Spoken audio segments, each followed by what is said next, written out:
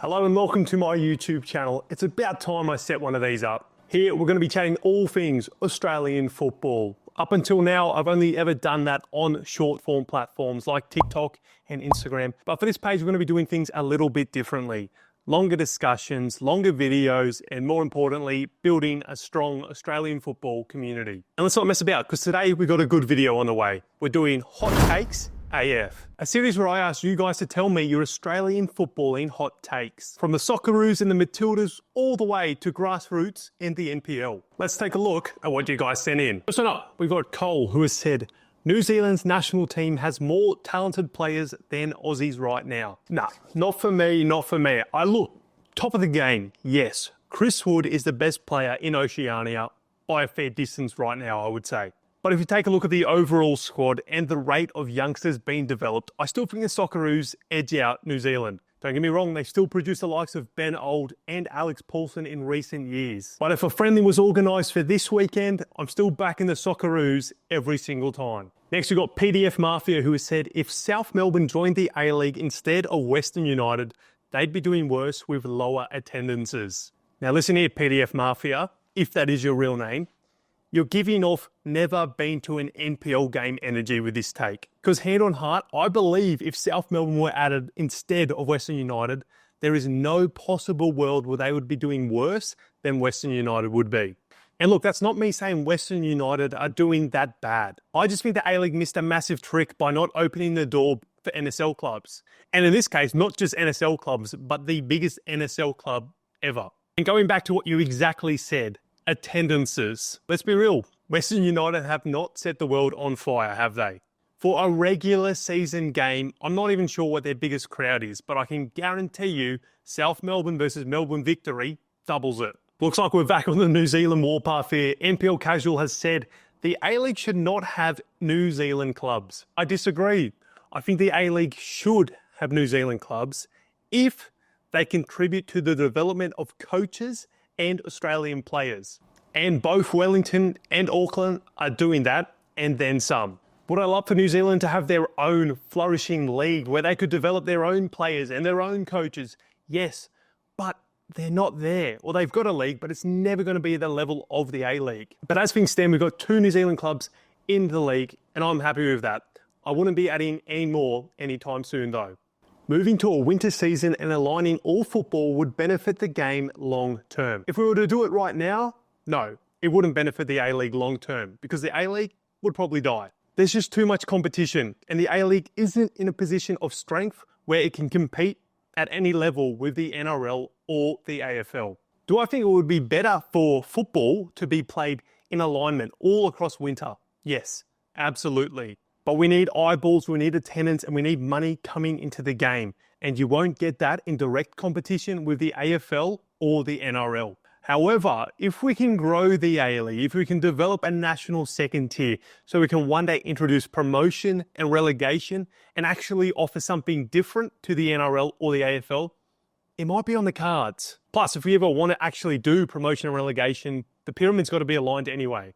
So long term, maybe we could introduce it. Just definitely not right now. Western United will be outright top 3 in A-League Men's Championships within 15 years. I'm gonna have to look this one up. A-League Men Championships. Okay, so League Championships, Sydney FC with 5, Melbourne Victory with 4, Brisbane Roar and the Mariners on 3, with Western United on 1. So for them to be outright third, they would have to win at least 3 championships in the next 15 years. Sorry, Lockie, but that's just not happening. And even if they did just win the 3, does that mean Brisbane Roar or the Mariners aren't going to win another championship over the next 15 years? Unfortunately, I don't see Western United becoming a powerhouse club in the A-League, where they're going to go through dominant spells of winning back-to-back championships. So, I don't think this is going to happen. The big national second division clubs will max out at 5K crowds, after years of talking up their ability to outperform MacArthur, Western, Hart, etc. Look, I'm not too sure what max out means because they've already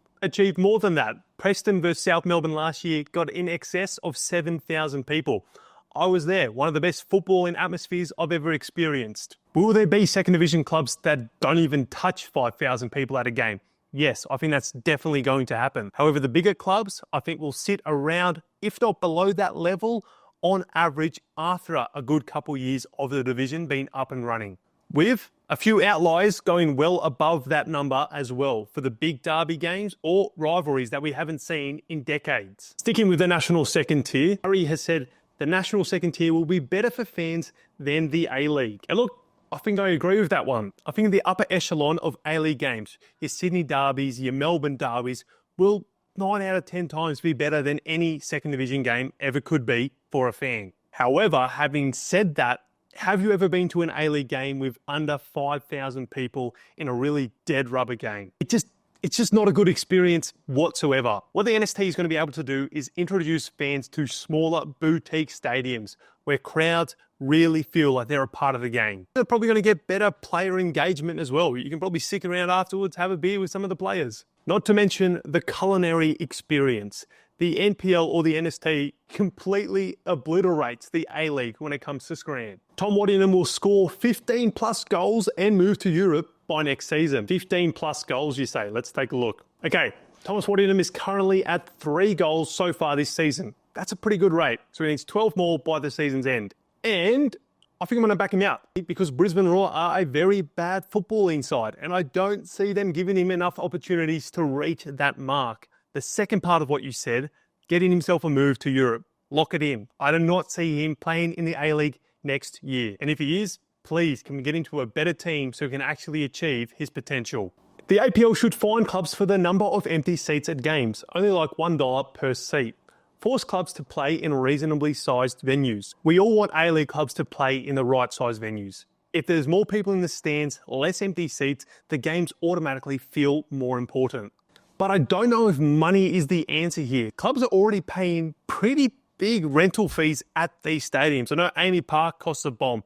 Even Suncorp, I think, is pretty expensive. And that hasn't really seemed to be that much of a deterrent for these clubs so far. Yes, I'd love to see us in smaller size venues. I just don't know if money is the way to do it. Weird enough, considering how much the clubs are bleeding. With a few exceptions, derbies, finals, etc., the NPL is more fun to attend than the A-League. Local stadiums, good food, strong cultures, and a vibe where everyone knows everyone. The A-League is great too, but I think the NPL is better. I think you might have hit the nail on the head with this take. It is kind of similar to how I feel. There are some great experiences to be had at the A-League, but the dead rubber games are an absolute drag. At least at the NPL, it's not going to charge me as much to go watch games. I can have a laugh, have a good time, have some good food in the stands, of course. Ideally, what I want to happen is the NST to provide a best of both worlds situations. Bring in the big derbies, the big crowds from the A-League, bring in the culture and fan experience from the NPL, and boo, Australian football heritage served on a platter. So that's that. Make sure to get in the comments section and drop your hot takes down below for a chance to be featured in the next video. I hope you enjoyed this video. Make sure to subscribe if you did, and don't be scared to drop a like. See you next time.